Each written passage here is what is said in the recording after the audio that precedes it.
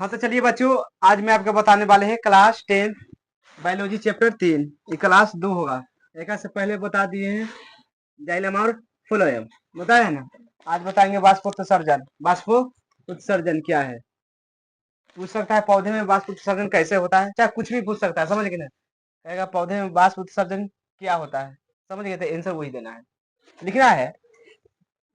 पौधे में वायवीय भागों से जल का रंध्रों वाष्प के रूप में निकलने की क्रिया को वाष्पोत्सर्जन कहते हैं। देखो, पौधा कोई चीज है ना, वायवीय भागों से जल का रंध्र तक, रंध्र मतलब डांस देखता है ना, इसे ना होता है छोटा छोटा, ऐसे ऐसे कोई भी पेड़ में होता है कि ना, ये सब रंध्र कहलाता है। कची कहलाएगा?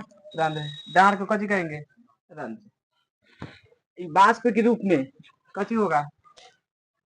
वाष्प के रूप में निकलने की क्रिया को, पेड़ में से अति ना निकलता है छोटा छोटा, मतलब मान लो जी में से पानी निकलता है ना, निकलता है पेड़ में से छोटा छोटा पौधा निकलता है, अति पानी निकलेगा हल्का हल्का, इनमें से निकलता है, देखेगा पेड़ के पत्ता पर चाहे पानी रहता है, रहता है ना, वो वाष्प उत्सर्जन करता है। कैसे करेगा?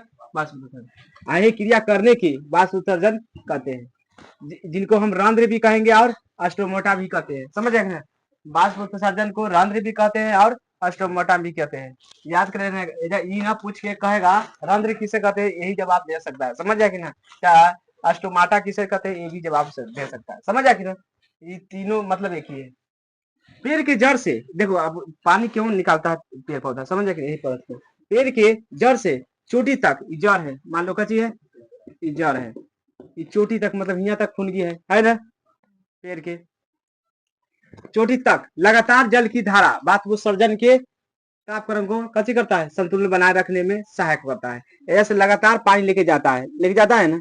हम बताए हैं पानी कौन लेके जाएगा जी, बताओ, पानी कौन लेके जाता है?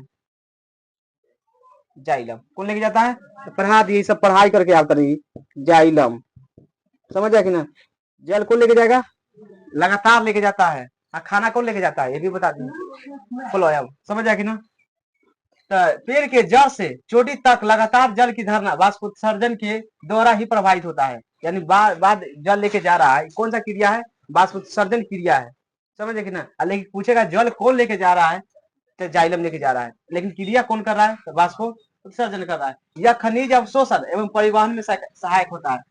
खनिज अवशोषण, बचा खनिज के मतलब कोई भी तत्व है छोटा मोटा, जैसे मट्टी के अंदर में कच्चा रहता है, नाइट्रोजन रहता है, फास्फोरस, बहुत चीज रहता है, उसको बचा हुआ परिवहन में सहायक होता है। ये कच्ची करेगा? सहायक मतलब सहायता देता है। यह तापक्रम को संतुलन बनाए रखने में सहायक होता है। जैसे ले जाएगा, मान लो कच्ची जल, तो पेड़ जो हम सब जल्दी में गर्म हो जाते हैं, पेड़ देखता है हल्का गर्म हो, नहीं होगा, कि संतुलन बनाए रखता है, कि शरीर के अंदर में जितना पानी रहेगा मतलब शरीर उतना कंट्रोल रहेगा, समझ ना। जैसे मकई का पौधा, मान लो मकई का पौधा प्रतिदिन 3 से 4 लीटर जल को छोड़ता है। एक दिन में मकई का पेड़ 3 से 4 लीटर पानी को छोड़ देता है, समझ कि ना।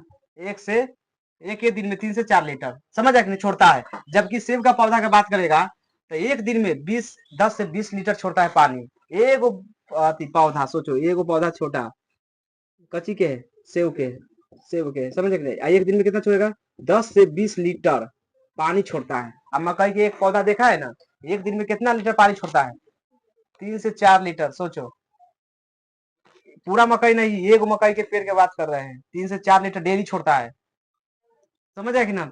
एक पत्ती अधिक से अधिक, एक पत्ती की बात करेगा तो अधिक से अधिक अपने भार के बराबर जल छोड़ता है। जैसे एक पत्ता तोड़ लेगा ना, और जितना भार होगा उतना वो जल छोड़ता है, चाहे निकालता है। औसतन एक पेड़ पौधा अपने जीवन काल में 100 गुना जल, यानी मान लो 100 गुना, कोई पेड़ है 1 केजी के, कितना के? 1 केजी के, इसमें 100 से गुना करना है, 100 से, यानी 100 केजी निकाल देता है कची जल अपने जीवन काल में, एक जीवन काल में 100 केजी। अब कोई 5 किलो का पौधा है तो कितना निकालेगा? हाँ, पेड़ 2 किलो का रहता है, 5 किलो का रहता है, कुंटल में बात करता है, तो में 100 से गुना करना है और उतना केजी कच निकलता है, जल निकल जाता है, समझ जाएगी ना। तो मकई के बता दिए, सेव के बता दिए। औसतन की बात करेगा, पेड़ पौधा था अपने जीवन काल में अपने भार के करीब कै गुना? 100 गुना अधिक निकाल देगा। 100 गुना, अगर कोई 100 किलो के गाती है, 50 किलो के मान लो पेड़ है ना, तो कितना निकालेगा बताओ?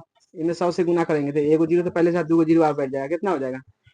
5000 केजी जल निकालेगा अपना जीवन काल में, जब तक रहेगा, जब तक मतलब जन्म लगाया है जब से। अब अगर दार मर न जाता है, जब तक के बात करते हैं, उतना दिन में इतना केजी निकाल देगा, 100 गुना अधिक जल।